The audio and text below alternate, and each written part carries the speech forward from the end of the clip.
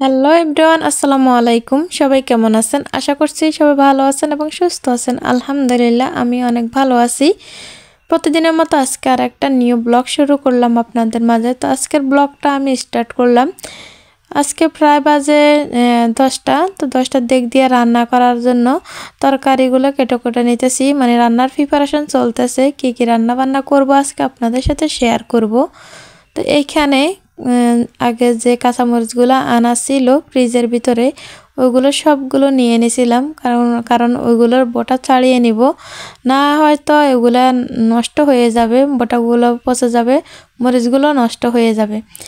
এদিক দিয়ে একটা কবুতরের মানে ঘর আনা হয়েছে, আমার শাশুড়ি মা আনছিল কবুতরের ঘরটা। আর এদিক দিয়ে দেখতেছেন আর একটা কবুতরের ঘর। তো এগুলো হচ্ছে আমি আমাদের বাপের বাড়ি থেকে আনছিলাম, মানে আমার যে কবুতরগুলো ছিল না ওইখান থেকে আমি একটা বাক্সা নিয়ে আনছি। এখানে হচ্ছে 2 জোড়া। তো কবুতরগুলোকে আমি বিকালবেলা আনলাম, সকালবেলা ধরে রাখছিলাম, তারপরে সারাদিন এগুলোকে আদর দেওয়া হয় নাই। তো ভাবলাম যে যেহেতু সন্ধ্যা পুরো একটা রাত যাবে, তাহলে ওগুলা মানে হয়তো খিদায় কষ্ট পাবে কবুতরগুলো, তাই আমি এখানে ধান দিয়ে রাখছিলাম ভিতরে একটা ভিতরে করে বাটিতে করে। আর এখন আমি একটু পানি নিব, পানি নিয়ে দেখি একটু ভিতরে রেখে দিব, কিন্তু রেখে দিলে একটু সমস্যা হবে কি পানিগুলো ঢেলে ফেলবে, তাই আমি অল্প করে একটু পানি নিয়েছিলাম কবুতরগুলোকে দেওয়ার জন্য। তো এখন আমি এইখানে কি করব, ভিতরে একটু রেখে দেব। তো আমি যখন রেখে দিয়ে একটু পাশে সরে রয়েছিলাম, তখন দেখলাম যে কবুতরটা খায় নাই। পরবর্তীতে ও সবগুলো ফালাই দিছে। তারপরে এই তো এদিক দিয়ে চলে আসছি আমি। এখন রুমটা গোছাই নাই, ঘুম থেকে ওঠার পর টুকটাক কাজকামগুলো করলাম। তো তারপরে এখন আমি কিন্তু নাস্তা খাই নাই, নাস্তা খাবো একটু পরে। তো রুমটা গোছাইতে চলে আসছি। তো মশারিটা এখন আমি উঠিয়ে নিব। তো মশারি কিন্তু অনেকে মশারি টাঙানোটা পছন্দ করে না, বিশেষ করে আমি কিন্তু একদমই পছন্দ করি না, যেটা সত্যি কথা। কিন্তু মশারি না দিলে নয়, দিতেই হয়। মশা যেভাবে ভ্যান ভ্যান করে কানের 2 পাশ দিয়ে, মানে মশারি না দিয়ে পারা যায় না। আর কয়েনটা অবিরক্ত কর, আগুন ধরাইতে হয়, তারপরে দিতে হয়, অনেক ঝামেলার কাজ। আর এই দিক দিয়ে মশারি দিলে কিন্তু একটু ভালো হয়, তার কারণ হচ্ছে মুখে যে একটা উর্গামা পড়ে ওটা আর পড়বে না, তাই আমি সবসময় মশারি দিয়ে ঘুমাই। আর এদিক দিয়ে এখনও সকালবেলার নাস্তা করা হয় নাই। তো আমার শাশুড়ি মা আসার সময় সে বাজার থেকে আনছিল, কলা আনছিল আর পাউরুটি আনছিল।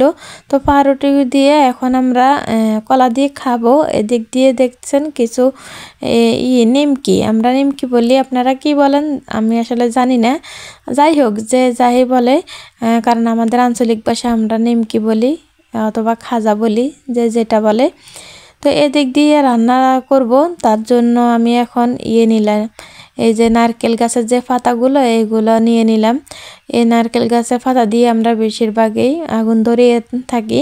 তো এখানে আমি চার জন্য রং চা বসাবো, তার জন্য এখানে আমি আগে পাতিলে একটু ছাই মাখিয়ে নিয়েছি।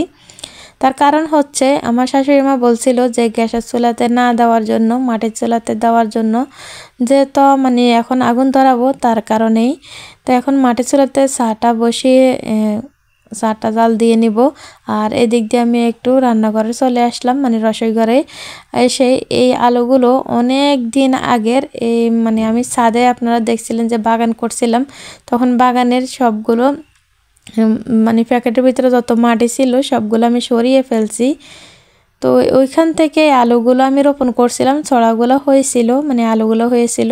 তো একটা মজার কাহিনী হচ্ছে কি, আমি যখন এতদিন আমার মনে ছিল না, তো গতকালকে আমি রান্না করার পরে আমি আলুগুলো মানে চুলাতে দিয়ে দিলাম, মানে একটু যখন পোড়া পোড়া হবে তখন কিন্তু খেতে ভালো লাগবে। এই আলুগুলো কিন্তু পুড়িয়ে খাওয়া যায়, আপনারা ট্রাই করবেন, খাওয়া যায় কিনা, খেতে কিন্তু অনেক ভালো লাগে। তো আমি গতকালকে দিছিলাম, ঠিক আছে, কিন্তু পুরাটা একটা দিন গেছে। তারপরের দিন আমি রান্না করার পরে, মানে আজকে রান্না করার পরে গিয়ে আমার মনে হয়েছে যে আমি চুলাতে এটা দিছি। যাই হোক, যদি আমার আগে মনে হতো তারপরও হয়তো বা পাইতাম। এখন আজকের দিন আমি রান্না করা পুরো কমপ্লিট, তারপর আমার মনে হয়েছে, তার মানে কি এটা থাকবে? আপনারাই বলেন, এটা তো পুরোই একদম ছাই হয়ে গেছে, ঠিক আছে। তো এদিক দিয়ে দেখেন ছোট বাচ্চারা মাঠে নিয়ে গাড়ি করে মাঠে নিতেছে, খেলা করতেছে, ওদের খেলা। যাই হোক, দেখেন আপনারা যে ওরা কি করতেছে। মনে হয় যে কি মাটির সবগুলো তারা একটা মানে বাড়ি করতে পারবে, এরকম গাড়ি দিয়ে দিয়ে নিতেছে। আর এদিক দিয়ে আমাদের চা বসানোটা শেষ, মানে রান্না করা, চাটা শেষ হয়ে গেছে রান্না করা। আর এদিক দিয়ে আমরা নাস্তা খাইতেছি, তো পাউরুটি দিয়ে আর কলা দিয়ে আমরা খাইতেছি। তো খাওয়া দাওয়া শেষ। এখন এই দুটা শোল মাছ হচ্ছে আমার দেবরে একটা মানে ইয়ে কিনছিল, আমরা বিল বলি, বিল বলতে কি আমরা গড় বলি। তো তারা ওই গড়টা নিছিল, নেওয়ার পরে মাঝে মধ্যে দেখতে যায় মানে গড়টাতে মাছ আছে কিনা, সব কেউ আবার ধরে ফেলছে কিনা, ঠিকঠাক আছে কিনা দেখতে যায়। তো দেখতে গিয়ে আমার দেবরে ওইখানে গিয়ে দুইটা শোল মাছ পাইছিল। তো শোল মাছ পাওয়ার পরে মাছগুলোকে আসলে করতে আমাদের একদমই মনে ছিল না। তো এইগুলো আমরা ফ্রিজের ভিতরে রেখে দিয়েছি, তো একদমই মানে আমাদের মনেই ছিল না। আর এদিক দিয়ে আমার শাশুড়ি কিন্তু এই শোল মাছটা অনেক পছন্দ করে, আমিও অনেক বেশি পছন্দ করি। আপনাদের ভাইয়া যখন মানে আসছিল তখন কিন্তু আমাদেরকে অনেকগুলো এরকম শোল মাছ খাওয়াইছে, আলহামদুলিল্লাহ। আসলে হাজব্যান্ড পাশে থাকলে মানে যে কোনো জিনিস খেতে মন চাইলে কিন্তু চলে আসে, শুধু বলার দেরি, আসতে দেরি নেই। যাই হোক, সবাই আমার হাজব্যান্ডের জন্য দোয়া করবেন, আল্লাহ যেন তাকে ভালো রাখে, সুস্থ রাখে। তো এদিক দিয়ে হচ্ছে যে ফাঁকঘরটা দেওয়া হচ্ছে, এদিক দিয়ে আমি নাদিয়াকে বসিয়ে দিয়েছি, কারণ আমরা একটু ছাদে যাব, কবুতরের মানে ঘরগুলো ফিটিং করব, মানে আমি আর আমার শাশুড়ি। আর এদিক দিয়ে ফাঁকের ঘরটাও মানে এই তো পরিষ্কার করা হয়ে গেছে। এইটা পরিষ্কার করাই ছিল, তবে কি হয়েছিল মানে মুরগি যখন বাচ্চা ফুটছিল তখন মুরগিগুলোকে আমি এই রসি ঘরে মানে ধরছিলাম, ধরার পরে কি হয়েছে মানে এগুলো পায়খানা করে সব ভরে ফেলছে। তো আবার পুনরায় এখন এগুলোকে রান্নাঘরটাকে মানে পরিষ্কার করা হয়েছে। আর এই দিক দিয়ে নাদিয়াকে আমি রান্না করতে বসেছি।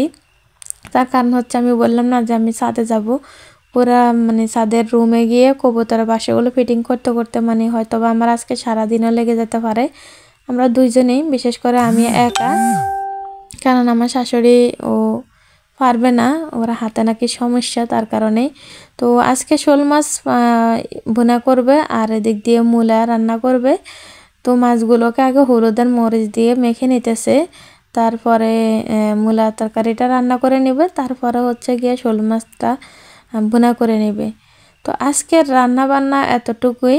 তো সব প্রতিদিনের মতো কিন্তু একটা কথাই বলে থাকি, যদি আমার ভিডিওটা ভালো লাগে থাকে লাইক কমেন্ট শেয়ার করে দিবেন, আর সাবস্ক্রাইব করে আমার পাশে থাকবেন, পাশে থাকা বেল বাটনটি ক্লিক করে দিবেন।